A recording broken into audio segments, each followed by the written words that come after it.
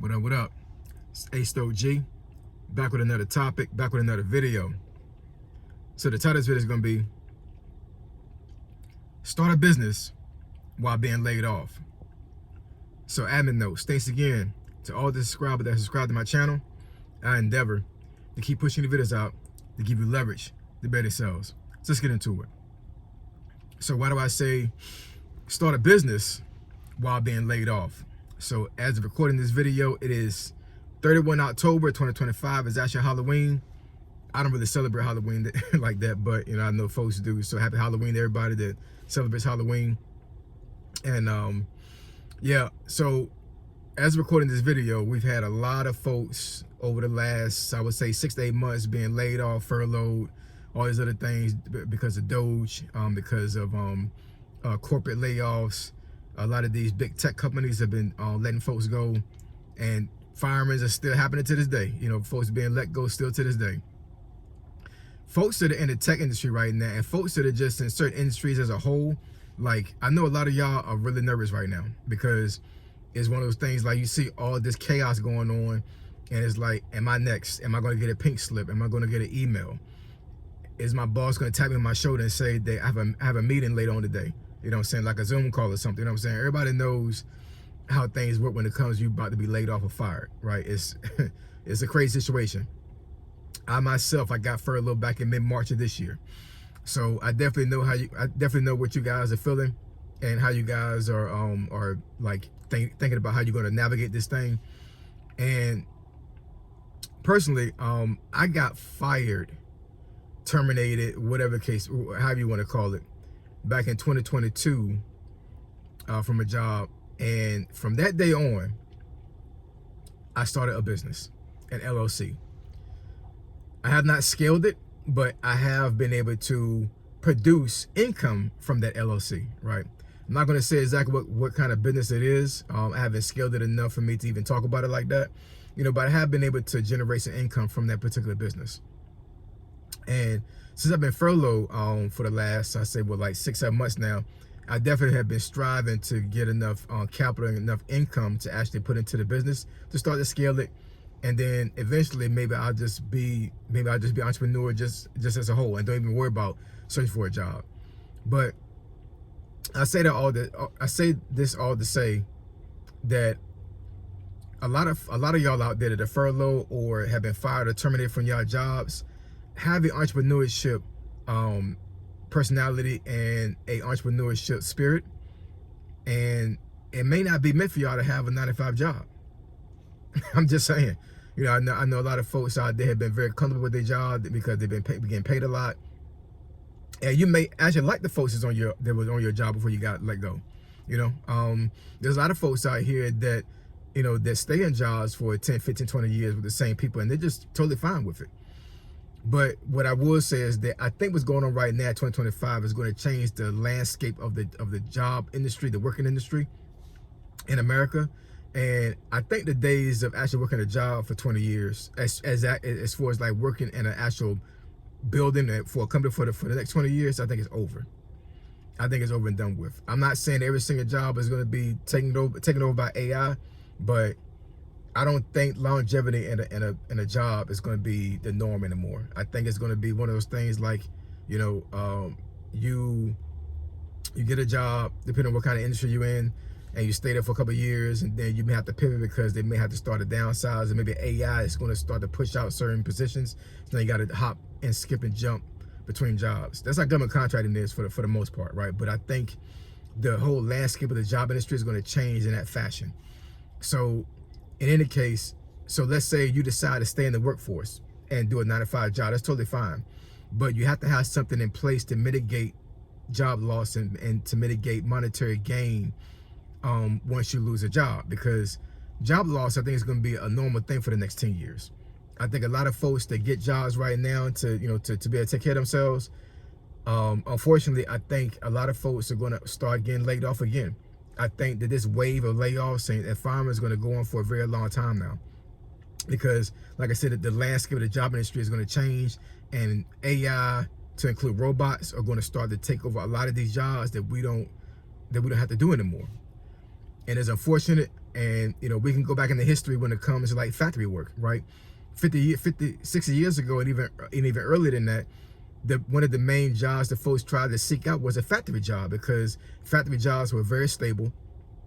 If you stayed in the factory long enough, you would get a pension for the rest of your life. And what happened? Automation took over all those things, like how you produce clothes, how you produce shoes, how you produce food. All that stuff has been automated now. Robots do that stuff now, right? But back in the day, people used their hands and created that stuff. But that's over and done with. This automation is never going anywhere, right? So all those folks back then that was working a factory job, they got let go because automation took over all their jobs. So now we're seeing the same thing happen with AI, pushing out all these folks that are doing jobs that a computer can do. So it's not going anywhere, man. So the only way I think folks are gonna be able to survive, I think one of the main ways folks are gonna be able to sustain their income is create a business. And I'm telling you right now, everybody watching this video right now has a God-given gift that they can monetize to be able to create a business. I promise you. I know for myself, I think my gift, honestly, is driving, because every single time I've actually had a job when it comes to IT work, when it comes to admin work, when I was in the Army, it always circled back around to me actually driving something or driving for somebody. At one point in my career, I was driving a one-star general, a female, and I didn't want that job. You know what I'm saying? Like, I'm an IT person. I fix computers. I don't want to sit here and be an administrative person to be and a person to drive for a general. But that wound up being one of the best jobs I ever had in my career, because they gave me connections. And even before then, I was driving, dignitaries and things of that nature. But driving with her really showed, like, I really believe that driving is my gift. And then eventually, a couple of years after that, I became a master driver. So then I started teaching soldiers how to drive military vehicles. So that's my God-given gift. I know how to drive. I'm a very safe driver. I know how to navigate vehicles. I can drive big vehicles, all that stuff, right? So it only makes sense for me to monetize that gift, right? And for you guys that watching this video right now, there's something that's in you right now that can be monetized for you to be able to make money. Everybody can make money up here. Everybody, right? There's so much money out here, it's ridiculous. And not everybody's broke right now. I'm gonna make a video about that as well, right? But I'm telling you, not everybody is not broke. I know when you watch social media, you see all these folks out here hollering and screaming about they don't have a job, they got job loss, they got they're not making income, all these other things. But everybody out there is not broke. And I want you not to be the person that's broke anymore. I want you guys to be able to monetize what your God-given gift is, and to scale it to the point where you can never have to worry about a 9-to-5 job ever again. And I get it. A lot of folks out there right now don't have an entrepreneurship spirit, and entrepreneurship is hard, man. It is. It is, I'm telling you. Entrepreneurship takes a lot of discipline. It takes a lot of courage. It takes a lot of faith. It really does, because you're not trusting another entity to take care of you. You're trusting yourself. You're betting on yourself. And a lot of folks have a lot of anxiety, and they have a lot of standoff, I guess, personality when it comes to betting on themselves, because they don't trust themselves. But what I would tell you is that, if you try and you think you can be able, and you think you're able to sustain yourself, is one of the best decisions you'll be able to make in your life, is to be able to sustain yourself on your own and not have to worry about a 9-to-5 job paying you. But once again, like I said, I know everybody out there doesn't have that mentality, doesn't have that spirit.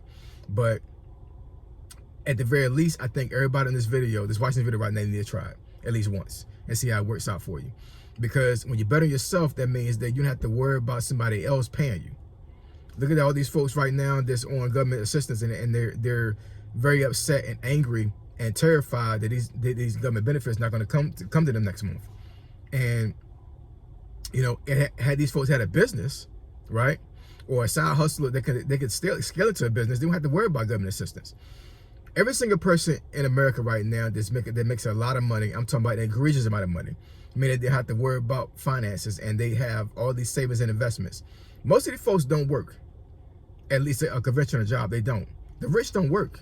They have people work for them, or they have investments that work for them, right? And as far as I'm concerned, I want legacy. I want monetary legacy for my family, and 9 to 5 job is not going to do it. It just isn't. You know what I'm saying? So I know for myself, I've been really pushing myself to scaling my business that I have right now.